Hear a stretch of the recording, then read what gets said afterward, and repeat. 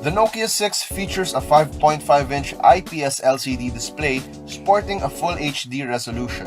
It feels familiar on hand but at the same time exudes a certain appeal to it. What's a bit off with the phone is its top and bottom bezel, which is a bit thick for our liking. Below the display, a rectangular fingerprint scanner is in between the two backlit-enabled capacitive keys. Above is the earpiece, front sensors, and 8-megapixel selfie camera. There's also the classic Nokia logo on the top right corner. The entire sides of the Nokia 6 are made up of an aluminum frame with visible antenna bands. Both the volume rocker and power and lock button are on the right-hand side while the hybrid card tray is on the left. Up top is the 3.5mm headphone jack with a single antenna band extending on the opposite side of the port. The bottom end is familiar with the micro USB port at the center. The main microphone is placed just next to it with the loudspeaker also lined up. The back of the phone is reminiscent of an old Lumia, but this time it's made of pure metal. The main 16-megapixel camera is at the center with its dual-tone LED flash and laser autofocus. They protrude a little bit, making them prone to scratches. Meanwhile, the noise-cancelling microphone sits above the camera module. The overall quality of the Nokia 6 is not far from the Nokia we are accustomed to before, just like the fingerprint magnet back panel.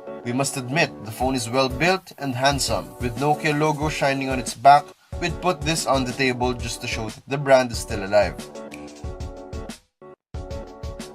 The handset has a vibrant 5.5-inch IPS LCD with a resolution of 1920 by 1080 or simply Full HD. This translates to a crisp pixel density of 401 ppi. Colors are well saturated with a good amount of deep blacks and balanced whites. It has good sunlight legibility and has wide viewing angles. There's a stereo setup on board the Nokia 6. You get 2-channel speakers using the loudspeaker located at the bottom and the earpiece up front. It's a similar configuration with the iPhone 7 and it provides a better listening experience. It can get loud enough to enjoy a YouTube playback, but keep in mind that the bottom firing speaker is more powerful than the earpiece. No worries though, as it's not noticeable during playback.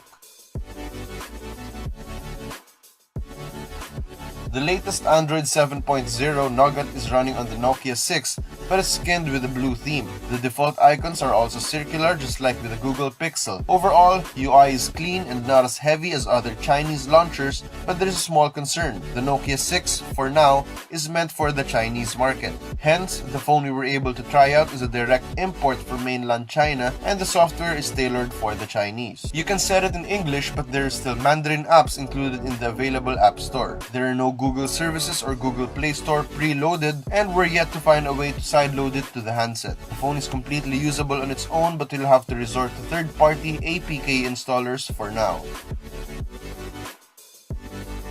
The phone has a 16-megapixel rear camera equipped with face detection and laser autofocus systems. This enables the Nokia 6 to focus faster even in low-light scenarios. The front camera, on the other hand, has an 8-megapixel shooter for selfie. The camera launcher is straightforward with a few shortcuts on the sides for quick toggles like flash, HDR mode, and more. Capture details are good with minimal processing, may it be outdoors or indoors. White balance is spot on and dynamic range is well compensated in HDR mode.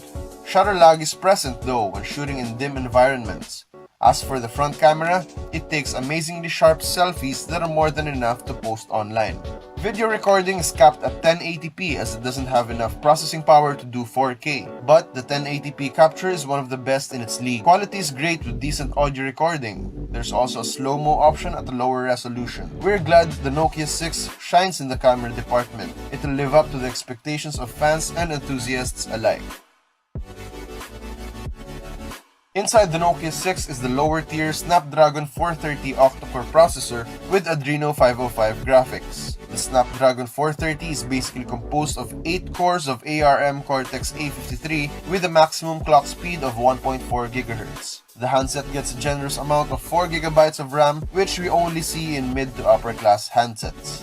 With Android 7.0 Nougat out of the box, this configuration ensures smooth overall performance. Switching apps is swift thanks to the generous memory, although gaming will not be its forte. We installed NBA 2K17 to test out its limits, and it can still be played in high settings, but it's a bit choppy. Lowering it down to medium settings will give it smoother frame rates suitable for long hours of gaming. The phone heats up a bit about after 15 minutes, but nothing to be concerned about. As for benchmark tests, it scored about the same with its colleagues in the Snapdragon 400 series.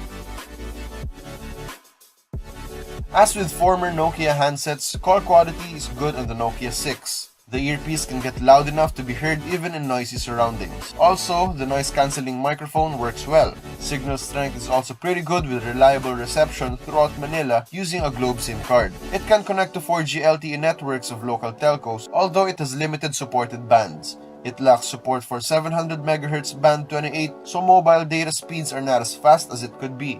It also has dual band Wi-Fi, Bluetooth 4.1, and location services from GPS and GLONASS.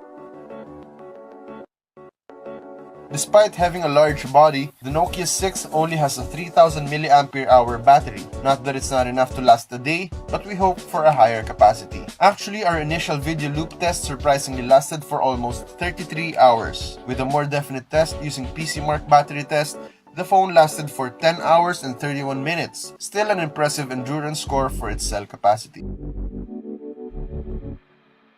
In the end, did the Nokia 6 live up to our expectations? Well, if not only for the China-specific ROM and expensive grey market price tag, it is a reputable candidate for those looking for a handsome Android device. We are impressed with the design and camera performance of the handset. Official local availability is later this year, so there's more to expect from the new Nokia Mobile. The handset is sold in Lazada for 18,590 pesos as of right now. We expect the phone to become cheaper soon as stocks are limited for now. Otherwise, we'll have to wait for the official release for prices to normalize.